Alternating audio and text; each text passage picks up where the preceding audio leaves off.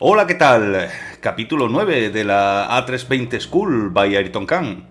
Te recuerdo que si has llegado a este capítulo sin haber visto los anteriores, es muy recomendable que pares el vídeo y comiences desde el principio utilizando la lista que vas a encontrar en mi canal. ¿Por qué digo esto? Pues porque para explicarte lo que seguidamente te voy a contar, daré por sentado que ya conoces algunas definiciones que se han descrito en capítulos anteriores y que utilizaremos en este que nos ocupa. Bien, dicho esto, ahora comenzamos con esta nueva entrega. En ella vamos a conocer la primera parte de los límites de los sistemas del A320neo, la correspondiente a sus motores. ¿Qué diferencia hay entre límites operacionales y límites del sistema? Sencillo. Los límites operacionales son establecidos sobre la aeronave mediante la aplicación de factores externos. Viento, presión, altitud, temperatura o combinación de estos que afectan a su capacidad de vuelo. Los límites de sistema se aplican en todo caso y situación sin que sea necesario que la aeronave se encuentre en el aire. Vayamos por pasos. Vamos a conocer primero los límites de nuestros motores, y aunque el A320neo puede montar dos tipos distintos de motores, consideraremos que los límites que te voy a explicar son perfectamente aplicables para ambas configuraciones.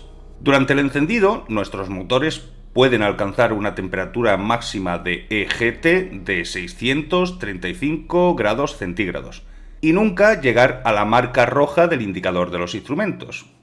EGT significa temperatura de los gases de escape, y puedes ver la misma en este indicador del ECAM 1. También hay unos límites de tiempo durante los que podemos mantener esta situación, pero te los detallaré más adelante. La máxima potencia, conocida como toga o take-off go-around, que impelimos a nuestra aeronave en ciertas situaciones, no puede mantenerse más allá de los siguientes parámetros. 5 minutos si actuamos con ambos motores. 10 minutos si actuamos con un solo motor, 635 grados de EGT, o superando el 100% de cualquiera de las etapas N1 o N2 de nuestro jet. Si superamos cualquiera de estos parámetros durante la maniobra hay que reducir potencia. En ascenso o crucero podremos exprimir nuestros motores durante tiempo limitado hasta los 610 grados de EGT. Ello siempre y cuando no alcancemos la marca amarilla del indicador.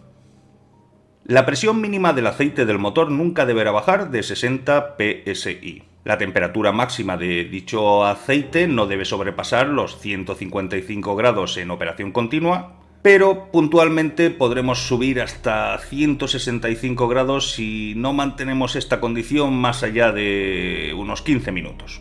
La cantidad mínima de aceite en cada motor antes del encendido no puede ser inferior a 17 quarts. Un quart es una medida de volumen estadounidense que equivale a 0,946 litros. Por tanto, no podremos intentar el encendido si tenemos menos de 16 litros de aceite en cada motor. La cantidad mínima que debe haber en caso de que el motor ya esté en marcha será de 12 quarts u 11 litros aproximadamente. La temperatura mínima del aceite antes de intentar el arranque no debe ser nunca inferior a 40 grados bajo cero. Y no podemos superar el ralentí hasta que no haya alcanzado al menos 10 grados bajo cero. Y finalmente, con respecto al aceite del motor, nunca realizaremos un despegue si este no se encuentra como mínimo a 50 grados centígrados. Bien, ahora vamos a hablar de esos tiempos de arranque que te adelanté antes. Utilizando nuestra APU y obviamente con el selector en la posición de encendido en Start, podremos hacer 3 intentos de arranque. Lo intentaremos durante 2 minutos. Si no conseguimos arrancar, esperaremos 15 segundos. Lo volveremos a intentar durante otros 2 minutos. Si esta vez tampoco conseguimos arrancar, esperaremos otros 15 segundos. Por último, lo intentaremos de nuevo durante 1 minuto. Si finalmente no lo conseguimos, tendremos que esperar 30 minutos para una nueva secuencia de intentos. Si en vez de utilizar nuestra APU vamos a usar el apoyo de aire comprimido externo, pondremos el selector de arranque en la posición crank y podremos intentarlo durante 4 minutos durante un solo intento. Después de esto, deberemos esperar 30 minutos.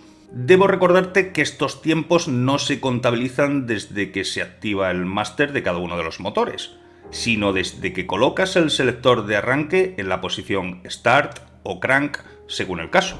Por último, aunque ya sé que lo sabes, te recuerdo que no se puede utilizar la reversa en plataforma ni en calles de rodadura. Para efectuar pruebas deberás solicitar a la TC un punto en el aeródromo donde puedas llevarlas a cabo con seguridad.